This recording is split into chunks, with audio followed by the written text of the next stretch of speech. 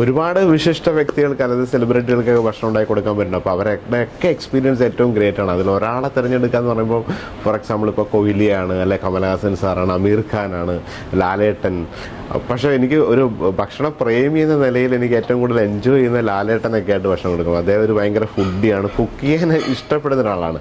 അപ്പോൾ നമുക്ക് തന്നെ കുറേ ടിപ്സ് പറഞ്ഞു തരുന്ന ഒരാൾക്ക് കുക്ക് ചെയ്യുമ്പോൾ ഉണ്ടാകുന്ന അനുഭവം വെച്ച് നോക്കുമ്പോൾ ലാലേട്ടൻ്റെ കൂടെയൊക്കെ കുക്ക് ചെയ്യുമ്പം കുക്കിംഗ് ഇഷ്ടപ്പെടുന്ന ഒരാൾ, കുക്ക് ചെയ്തിട്ട് മറ്റുള്ളവർക്ക് ഭക്ഷണം വിളമ്പി കൊടുക്കാൻ എൻജോയ് ചെയ്യുന്ന ഒരാൾ, അതുപോലെ മറ്റ് കേരള ഭക്ഷണം അതുപോലെ ലോകത്ത് എന്തൊക്കെ ഭക്ഷണം ഉണ്ട് എന്നൊക്കെ അറിയാവുന്ന ആ നോളജ് ഉള്ള ഒരാൾ, പലതരം എക്യുപ്മെൻറ്റ്സും അതുപോലെ മെത്തേഡും കുക്കിംഗ് മെത്തേഡ്സും പലതരം ഷെഫുമായിട്ടൊക്കെ ഉള്ള ബന്ധമുള്ളൊരു മനുഷ്യനാണ്. അപ്പോൾ അദ്ദേഹത്തിൻ്റെ കൂടെയൊക്കെ ഇടപഴകി ഇങ്ങനെ കുക്ക് ചെയ്യുമ്പം നമ്മൾ പുതിയ കാര്യങ്ങൾ പഠിക്കുകയാണ്. അല്ലെങ്കിൽ മറ്റുള്ളവർക്ക് നമ്മൾ ഭക്ഷണം ഉണ്ടാക്കി കൊടുത്ത് ആ സെലിബ്രിറ്റികൾക്ക് കൊടുക്കുമ്പോൾ നമുക്ക് ഭയങ്കര പേഴ്സണലി സന്തോഷമൊക്കെ ഉണ്ടാകുന്ന ഒരു അനുഭവം ഉണ്ടെങ്കിലും കുക്കിങ്ങിനെ കുറിച്ച് വലിയൊരു നോളജ് ഉള്ള ഒരാൾക്ക് കുക്ക് ചെയ്ത് കൊടുക്കുമ്പോൾ നമ്മൾ അവരിൽ നിന്ന് പലതും പഠിക്കുകയാണ്. ഞാൻ ജപ്പാനിൽ പോയപ്പോൾ ഇങ്ങനൊരു മീറ്റ് കിട്ടി, അതിൻ്റെ ടെക്സ്ചർ ഇങ്ങനെ ആയിരുന്നു, അതിന് ഇത്ര സെക്കൻഡ് കഴിഞ്ഞപ്പോൾ അത് ഭയങ്കര വ്യത്യാസമായിട്ട് വന്നു, അല്ല ഈ ഒരു മെഷീനകത്തിട്ട് ചെയ്തതാണ് എന്നൊക്കെയുള്ള, അല്ല ഈ നൈഫാണ് ഇതിന് ബെറ്റർ, ഇങ്ങനെയൊക്കെയുള്ള നോളജുള്ള ലാലേട്ടനാണ്. അപ്പോൾ അദ്ദേഹത്തിൻ്റെ കൂടെയുള്ള കുക്കിംഗ് മൊമെൻറ്റ്സ് എൻ്റെ ഏറ്റവും പേഴ്സണൽ ഫേവറേറ്റ് എന്ന് പറയാം.